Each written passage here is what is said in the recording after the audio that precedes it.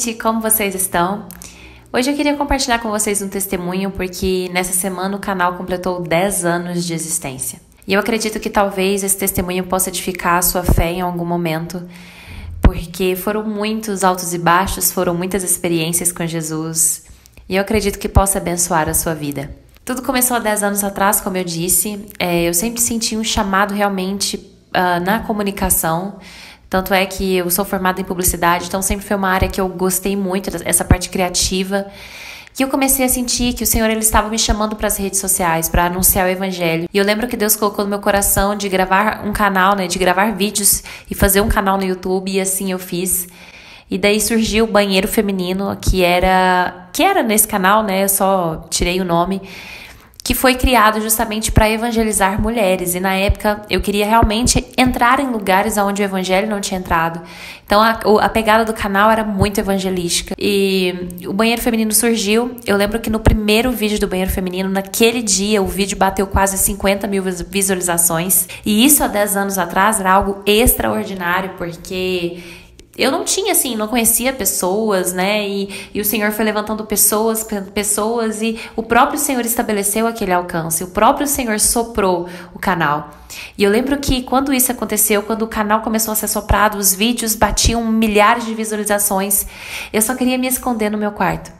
E eu só queria que o Senhor me guardasse naquele lugar, porque eu dizia para Jesus, Jesus, não me deixe isso roubar, não deixe que isso me roube de ti, porque muitas vezes esse lugar de exposição, de visualização, é um lugar perigoso, porque ele pode nos roubar do Senhor, o nosso coração ele pode se envaidecer. Eu achava que Deus estava cumprindo as promessas na minha vida, a partir daquele canal, e que eu iria pregar no Brasil inteiro, iria realmente viver aquilo que o Senhor tinha estabelecido para mim, mas o Senhor me escondeu. E eu lembro que muitas pessoas começaram a se levantar contra os vídeos, contra aquilo que eu estava fazendo na internet. E pessoas próximas a mim, pessoas próximas começaram a indagar se realmente Deus tinha aquilo para minha vida.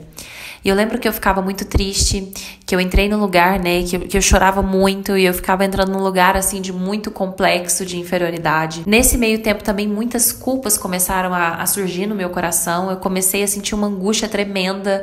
Satanás começou a trazer coisas na minha mente, me acusando de algo do meu passado, e aquilo me paralisava, porque eu me sentia indigna de estar realmente ali pregando e ensinando outras mulheres. E nesse período, eu comecei a namorar um rapaz da igreja. Não foi um relacionamento que estava em pecado, era um relacionamento em santidade, mas eu não tinha paz. E essa angústia, essa falta de paz começou a atrapalhar muito a minha comunhão com o Senhor. Porque por mais que eu estivesse na igreja, por mais que eu estivesse fazendo a obra do Senhor e lutando para ter uma vida de oração, no fundo eu sabia que eu estava longe do centro da vontade de Deus para mim. E de certa forma, as pressões das pessoas, esse relacionamento que eu sabia que não era o relacionamento que Jesus tinha para mim, isso começou a afetar muito a minha fé e a minha comunhão com Jesus. Eu lembro que eu me sentia tão pressionada que foi aonde surgiu, eu desenvolvi o transtorno de ansiedade generalizada, foi o gatilho. E eu lembro que eu decidi parar de gravar. E eu fiquei mais ou menos uns 2 anos bem afastada. E eu me sentia muito culpada também por ter parado de gravar. Porque eu pensava, poxa, os vídeos estavam pegando milhares de visualizações. Agora eu parei, eu abandonei o barco, eu larguei meu ministério.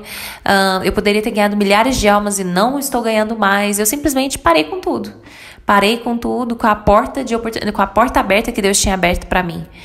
E aquilo foi virando uma culpa tão grande, Satanás começou a me acusar de tantas coisas, eu fui entrando num complexo, tantas coisas foram afetando o meu coração. Eu fui parar realmente, dentro de uma sala de terapia para tentar entender. E foi nesse lugar que eu entendi que eu tinha uma visão equivocada de Deus. Eu me sentia amada porque eu fazia, eu me sentia amada porque eu dava resultados, eu me sentia amada porque eu tinha uma vida de oração, eu me sentia amada por Deus por aquilo que eu fazia. E agora, quando eu estava num relacionamento errado, eu tinha parado meu ministério e a minha vida de oração ela estava capengando, eu não tinha mais nada para oferecer a Ele. E aquilo era o motivo das minhas tristezas, aquilo era o motivo da minha culpa. E até eu me libertar daquilo, gente, foi um processo muito difícil. Eu lembro que eu fiquei ainda mais 3 anos assim. até que o Senhor começou a colocar no meu coração que eu deveria voltar para o canal. Mas eu lembro que assim que eu comecei a tentar voltar para o canal, eu terminei aquele relacionamento.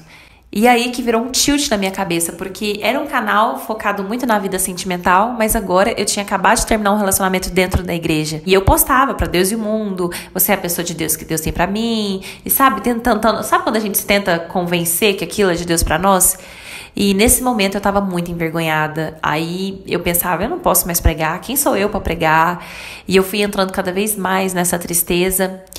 Passou mais ou menos um ano e meio que eu tinha terminado, eu decidi voltar pro canal, tentar mais uma vez, comecei a gravar, e logo que eu comecei a gravar, tava fluindo bem, o que acontece? Eu entro em outro relacionamento, da mesma maneira, sentindo uma angústia tremenda por estar naquele lugar, e pensando que era coisa da minha cabeça. E daí eu também paro mais uma vez de gravar com o canal. Enfim, a história vocês já conhecem muito bem meu testemunho, não deu certo. E eu lembro que, ao final de tudo, eu perguntei, Deus, por quê? Por que o Senhor permitiu, né? Por que o Senhor permitiu que eu fosse por esses vales? Por que o Senhor permitiu, Deus, que eu abrisse mão? Por quê?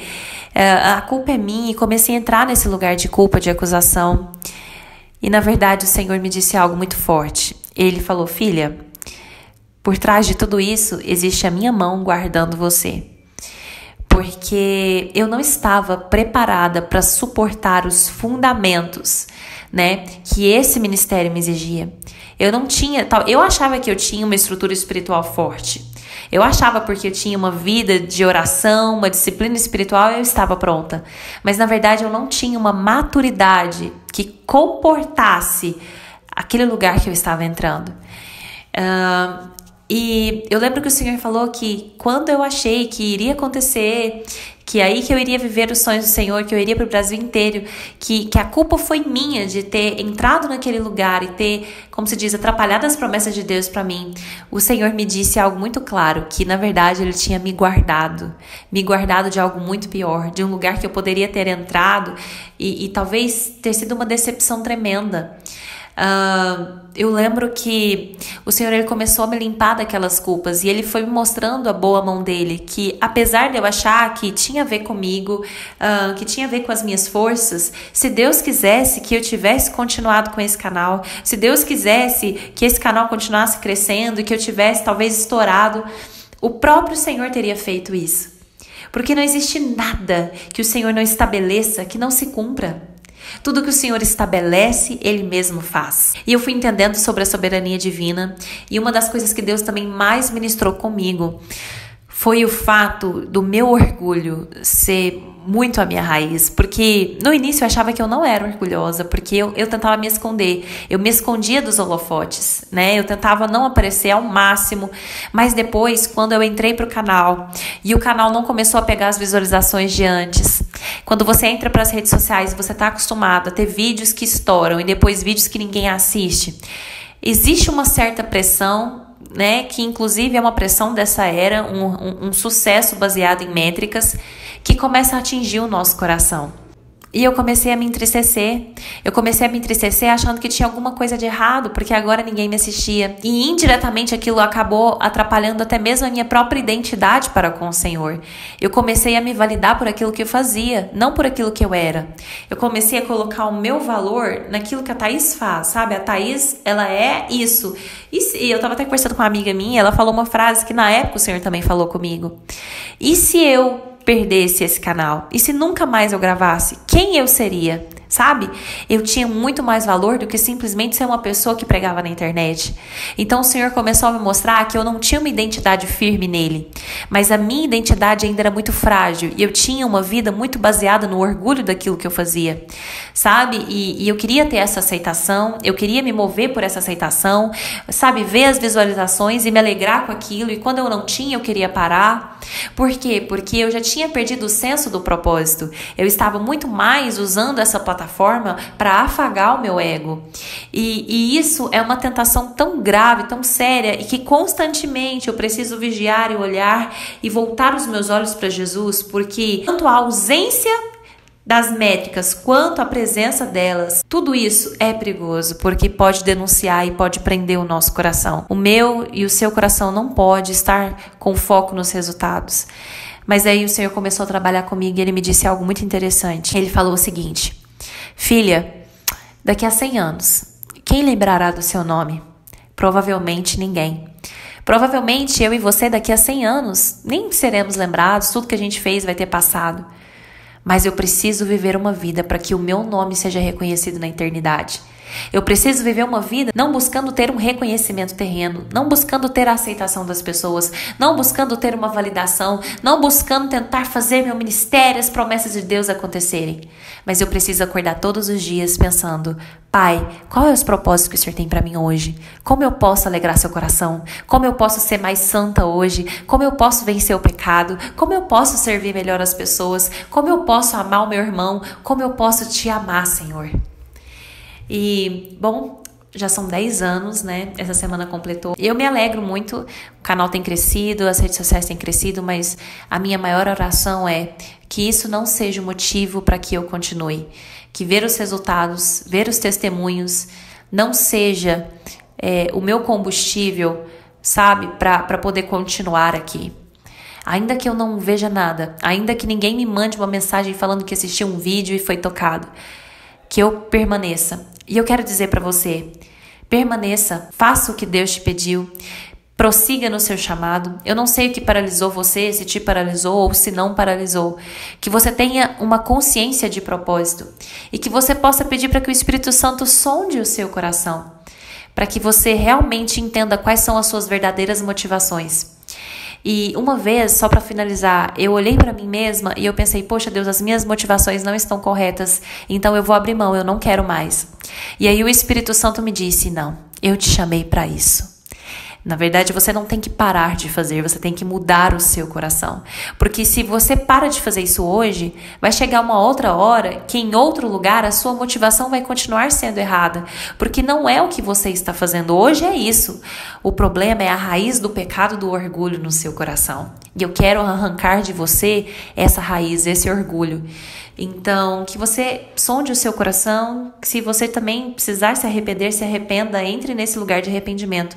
Mas não desista daquilo que Deus colocou nas suas mãos. E entenda também que se algumas coisas foram paralisadas e por algum motivo algo foi travado ou escondido na sua vida, descansa o seu coração, porque nessa permissão de Deus existe o controle dele. Amém?